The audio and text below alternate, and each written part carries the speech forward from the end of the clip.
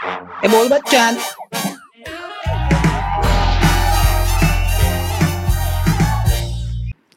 Hello एगवन माय self प्रसाद शेलार. कसे आहे तुम्ही सगळे? एनर्जी लो दिसते मॅडम. घाबरलेत का? युद्ध बिद्ध चालू आहे. एकदा बोला भारत माता की वंदे. मी बीजेपीचा नाही, पण तरी देशाचा विषय आला बोलायला आहे ना. नाही भाऊ, बीजेपीत भेटती का? भाऊ तुला काय वाटतं, जग द्यायचे एवढे पैसे असते आमच्याकडं तर 99 रुपये तिकीट ठेवलं असतं.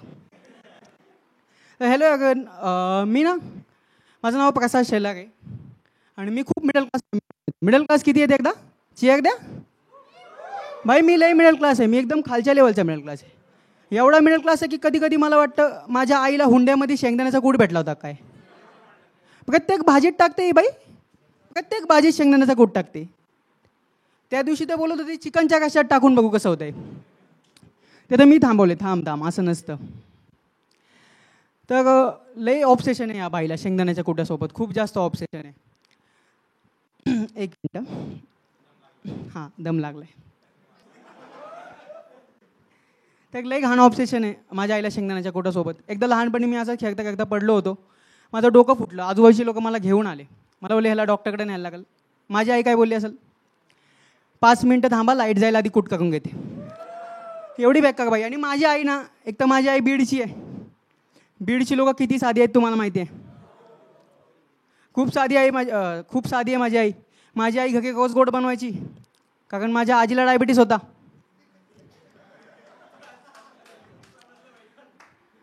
नंतर मग मी आईला सांगितलं असं नसतं, कर्मा नावाचा एक प्रकार असतो. मग आता आईच्या आईला डायबिटीस झालाय, मामी गोड पदार्थ बनवते. आणि मला ना लहानपणापासून आईसारखं व्हायचं होतं.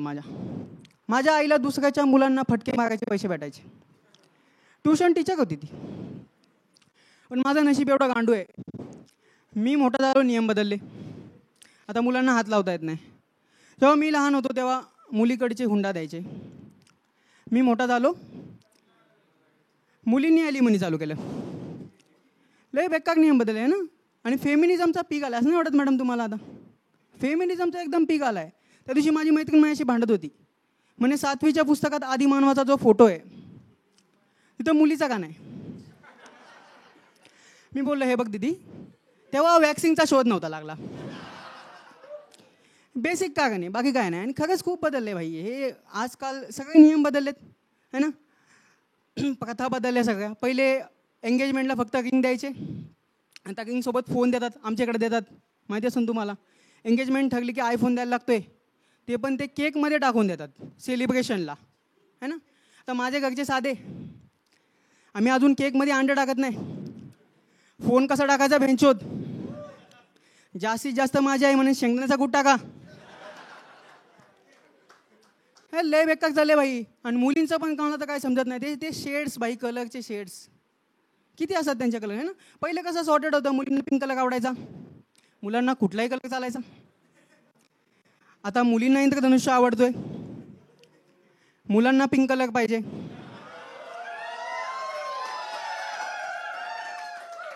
जो की भेटत नाही. नाही भेटत भाऊ, 6 मी घालवलेत. आता काय म्हणायचं होतं मला, हां मुलींचं. तर पण मुलींना आवडतात त्या सगळ्याच गोष्टी चांगल्या असतात असं पण नसतं. ठीक आहे. के ड्रामा किती मुलींना आवडतो? के ड्रामा आवडतो सगळ्यांना. ठीक आहे. माशा नेहमी घाणीवरच बसतात, काय नाही करू शकत आपण त्याला. ठीक आहे. तर माझं नशीब खूप गांडू आहे, खूप गांडू आहे की मला ना सगळ्या आयुष्यात गांडू लोकच भेटलेत. म्हणजे माझा मित्र आहे आकाश नावाचा, त्याला आक्या बोलतो आम्ही. हा माणूस एवढा चमडी आहे, एवढा चमडी आहे. ह्याला घेऊन महेश कोठारे सर स्वतः एक मूवी काढणार होते, हापापलेला. ह्याच्या काकात दर महिन्याला कोण ना कोण बाथरूममध्ये पाय घसरून पडायचं. बघ त्याच्या घरचे साधे, त्यांनी बाथरूमची वास्तुशांती केली.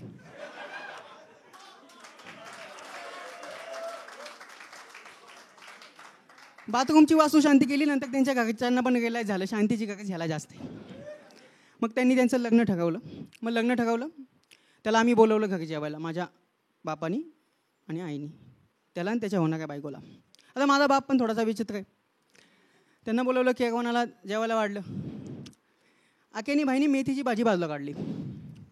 माझा बाप मागून म्हणलाय मेथीची भाजी खात जा, संडासला साफ होते. आई म्हणते त्यात कूट पण टाकलाय. बघा हे झालं. याच्यानंतर त्याच्या बेसिक चर्चा चालू झाल्या. एक तर हे जे लग्न ठरलेत ना भाई, एक तर 25च्या पुढची जेवढी मुलं आहेत ना त्यांची गाण तेव्हाच जगती. दोनच कारणांनी. एक तर कुठल्या तरी चाटू एम्प्लॉईचं प्रमोशन होऊ द्या किंवा कुठल्या तरी चूत या मित्राचं लग्न टाकू द्या. त्याशिवाय गाण जगत नाही बाई मुलांची. ते लोक त्यांचं डिस्कशन चालू केलं त्यांनी खर्चाचा हिशोब. आणि मित्र पण एवढे भिकारचं 200 रुपयाची बियर पाच नाही म्हणते. आणि लग्नात तो सांगायला लागला, माझ्या बापाला सांगत होता 60,000 रुपयाचा फक्त फोटोग्राफर आहे आमचा. माझा बाप म्हणला आमच्या दिदीच्या लग्नात 6,000 रुपयात आलता. मी मनातल्या मनात म्हणलो फादर महागाई एवढी वाढली आहे, 6,000 जास्तीत जास्त कशी येईल, फोटोग्राफर झाड येणार नाही. सगळ्याच महागाई वाढली. त्यानंतर माझ्या बापाने त्याला एकदम इम्पॉर्टंट प्रश्न विचारला, जो मला पण विचारायचा होता. तुला एवढी सुंदर मुलगी कुठे भेटली? तो म्हणला इंस्टाग्रामवर. दुसऱ्या दिवशी माझ्या बापाने इंस्टाग्राम अकाउंट चालू केलं. माझ्या बापाचं नाव आहे सुदाम. मला नोटिफिकेशन आली, call me Krishna's friend, started following you. लय बेकार गोष्टी झाल्या. त्यानंतर बाई लग्न ठरलं बिगलं. मग हळदीचं फंक्शन होतं. एक तर मुलांना अख्ख्या लग्नामध्ये एकच फंक्शन आवडतं, ते म्हणजे हळदीचं. कारण त्याला दागू भेटते आणि दागू महाग असते. मी पण हळदीला गेलो. सेम लॉजिक, दागू भेटती, दागू महाग असते. ठीक आहे, त्यांचं चालू होतं, काहीतरी गाणी लावत होते. आता मी आहे संबाटा फॅन. संबाटा किती लोक ऐकतात? एकदा चिया द्या बाई. संबाटा मी त्याला बोललो हे बंद कर, आता संबाटाची गाणी लाव. त्यांनी संबाटाचं पहिलं गाणं लावलं. गाण्याचं पहिलं वाक्य होतं, माझी गाणी ऐकून लंगडा पण पाकायला पाहिजे. त्याच्यावर नवरदेवाचा लंगडा काका ऑफेंड झाला. बोललो ठीक आहे ते बंद कर, रॉक्सन लाव. रॉक्सन पण चांगली गाणी म्हणतो. रॉक्सनच्या गाण्याचं पहिलेच वाक्य होतं, जवळ माझ्या बस, तुला एक गोष्ट सांगतो, मी काका काकी मामा मामी लवड्याला टांगतो. मग त्यांनी डीजेच बंद केला भाई. डीजे बंद केला. त्यानंतर एक काका आले माझ्याकडे. ते काका हाईटनी थोडे बुटके होते. काकांनी मला विचारलं तू सुदामचा का? म्हणलो नाही, कृष्णाज फ्रेंड. नंतर काकांनी मला विचारलं, त्याची हाईट लईच कमी होती काकांची. काकांनी माझ्याकडे असं बघितलं, मला विचारलं किती मोठा झाला? मी काकांकडे बघितलं, म्हणलो तुमची का गाणी जगती? तर त्यानंतर मी लग्नात गेलो बाई. लग्नात पण लई विचित्र विषय चालू असतात आहे ना. तर लग्नात कुणी काही कामं सांगतं. मुलांना तर काही कामं सांगतात. एक लहान मुलगा आला माझ्याकडं, मला म्हणतो मामा शीला आली आहे. मी त्याला पहिले विचारलं मेथीची भाजी खातो का? तो बोलला नाही. म्हणले एक काम कर, आईकडनं 8 रुपये घेऊन ये, आपण बाहेर जाऊन येऊ, मग तुला संडासला साफ होईल. ॲडव्हान्सबद्दल होतं. 20ला झाली ती. तर हे सगळं चालू होतं बाई. त्यात माझी आजी इमोशनल झाली. माझी आजी पण, बीडची लोकं म्हणजे साधी, तुम्हाला तर माहीत आहे. तर माझी आजी इमोशनल झाली. माझी आजी मला म्हणली हे बघ सगळ्यांची लग्न होतात, तू पण करून घे. तुझं लग्न झालं की मी डोक्या मिटायला मोकळी. आजीला मी म्हणलो बाजी, तुला रोज झोपेच्या गोळ्या मीच देतोय. तुला जर खरंच डोक्या मिटायची इच्छा आहे तर मला सांग, मी लग्न करतो. पण माझं लग्न होऊ शकत नाही का? तर 2-3 बेसिक फॉल्ट आहेत माझ्यामध्ये ना. एक तर मी एवढे नाही. एक तर मी मिडल क्लास आहे, म्हणजे गरीब आहे. त्यामुळे मग फॉर्च्युनर आणि मुलगी दोन्ही मला भेटणार नाही, मला माहिती आहे. दुसरी गोष्ट मी बीडचा आहे. जेव्हा पण हे लोकांना समजतं त्यांच्या डोक्यात मला दिसते आधारयुक्त भीती. आणि तिसरी आणि मेन गोष्ट, I am partially handicapped by my tongue. I can't pronounce some mobiles. थोडक्यात मी बोबडा बोलतो. 1 मिनटं आणलं आहे ते गाणं, त्यासाठीच पाठवलं होतं यांनी. मजा घेतात लोक माझी. हे दिसतंय तुम्हाला? हे नाही बोलतायत मला क्लिअर भाई, एवढं मोठं होऊन सुद्धा. त्याच्यामुळे रिलेशनशिपचा माझा विषयच नाही. माझं रिलेशनशिप चालू होतं चॅटिंगवर आणि व्हॉइस कॉलवर संपतं. माझ्या भावना या देशात फक्त आणि फक्त उद्धव साहेब समजून घेऊ शकतात. उद्धव साहेबांची भाषणं, माझं बोलणं घंटा कोणाला समजत नाही. लय विचित्र विषय होतात. आणि लोकांचे तुमचे चॅट्स इन्क्रिप्टेड असतात, माझं बोलणं इन्क्रिप्टेड असतं. मला नाही सांगायला लागत लोकांना, मी सांगितलेलं कोणाला सांगू नको हा. त्यालाच झाट समजलेलं नसतं. तो काय कोणाला सांगणार. पण माझ्या आईवडिलांनी मला लई चांगले संस्कार दिलेत. मला बोलले हा काय घरचाच प्रॉब्लेम आहे भाऊ. तर त्यांनी मला नेहमी सांगितले आपल्यापेक्षा खालच्या माणसाकडे बघायचं. हां, म्हणलं तर माझ्यापेक्षा दुःखी कोण असेल? मुकी लोक. मी गेलो मुकबधिकांच्या शाळेत. तिथे एक मुका बसला होता. मी त्याच्याकडे गेलो, म्हणले भाऊ लोक मानसिक शांतीसाठी मौन पकडतात, असं समज तू गॉड गिफ्टेड चाइल्डलेस है ना. ते मुकाने लगेच माझ्याकडे बघितलं, असं हाताने काय तरी करायला लागला. मी पटकन गेलो ट्रान्सलेटरला बोलून आलं. म्हणलं काय तर बोलतोय. तो बोला भेंचोत बोलतोय. म्हणजे लो समजतोय का तुम्हाला? लो तुम्ही लोकांनी फक्त लोकांच्या तोंडातून शिव्या खाल्ल्यात. मी मुक्या मुलाच्या इशाऱ्यातून पण शिव्या खाल्ल्यात. लय बेकार चालू आहे बाई. तर मी म्हणलं याच्यावर काहीतरी उपाय शोधावा आहे ना. उपाय शोधायला गेलो डॉक्टरांकडे. डॉक्टर बोलले याच्या उपाय नसतो. लहानपणी तुझ्या आईने तुझी जीभ पकडीने ओढायला पाहिजे होती. बोललो आता कोणाकडं भेटत. आजीकडे गेलो. आजीला बोललो आजी मुलगी पटत नाही भाई, सांग काय की. आजी बोलली हे बघ रात्रीचे 2 वाजलेत. ही काय वेळ योग्य नाही. योग्य वेळ आली की मी नक्की सांगेन. कर्मा बघा कर्मा. दुसऱ्या दिवशी आजीने रात्री 2 वाजता माझ्याकडे पाणी मागितलं. मी आजीकडे गेलो, घड्याळात बघितलं. आजीला म्हणलं आजी ही योग्य वेळ नाही. योग्य वेळ आली की मी नक्की तुला पाणी पाजन. मग मैतीला पाजलं. डाग जोक नाही, जोक होता. कट कर दिली एवढं काय विषय. तर लास्ट नॉर्मल सोल्युशन शोधायला कुठे जाता तुम्ही लोक? हां, सोल्युशन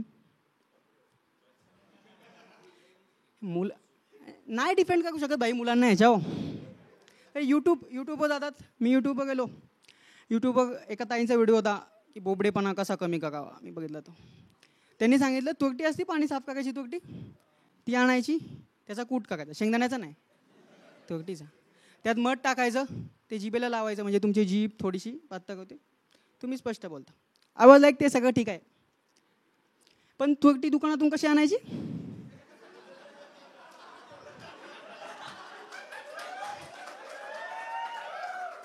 त्यातच तर काय येतो ना बेंचोद. रोस्ट करायचं पाकिस्तानला. कुणाला राग बिग नाही येणार. आला तर गेले, ज्याला आला राग पुढचं माहिती आहे. पाकिस्तान ह्या जगाच्या पाठीवर एकमेव असा देश आहे ज्याला तुम्ही ऑफिशियली भेंचोद म्हणू शकता.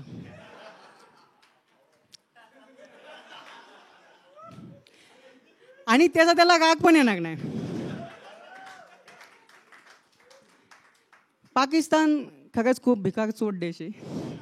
तुम्हाला सांगतो, पाकिस्तानमध्ये मेदूवडे भेटत नाही. कारण त्यांना माहिती आहे की त्यांना माहीत नाही काय खायचं काय नाही खायचं. म्हणजे त्यांच्या इथे पण चांगले चांगले पदार्थ भेटतात, तरी ते घूस खातात. पाकिस्तानकडे 5 लाखाची सैन्य संख्या आहे. तेवढी लोक रोज मुंबईमध्ये रेल्वे ट्रॅकवर हाकतात आमच्या इथं. पाकिस्तान नेहमी म्हणते आम्ही टेररिझमला फंडिंग करत नाही, विच इज ट्रू. कारण ते स्वतः भिकारी आहेत. टेररिझमला खरी फंडिंग आपल्या देशातून. अच्छा जाऊ दे. तर पाकिस्तानचे मेजर बघा तुम्ही कधी पण, ते असे मेडल लावून येणार असतात ना. भेंचोत एक युद्ध तर जिंकता नाही आलं, मेडल कुठून आले यांच्याकडून. नंतर समजलं हे फुटलेल्या मिसाईलचं करणार काय. स्वतःच मेडल बनवून घालवत बसतात. आणि वॉर जेव्हा सुरू झालं ना, ते वॉर एकदम ॲक्च्युली त्याला वॉर पण नाही म्हणू शकत, खूप छोटं होतं. आणि वॉरवर विश्वास नव्हता ठेवला पाहिजे आपण. कारण चायना मेड गोष्टींवर किती विश्वास ठेवायचा.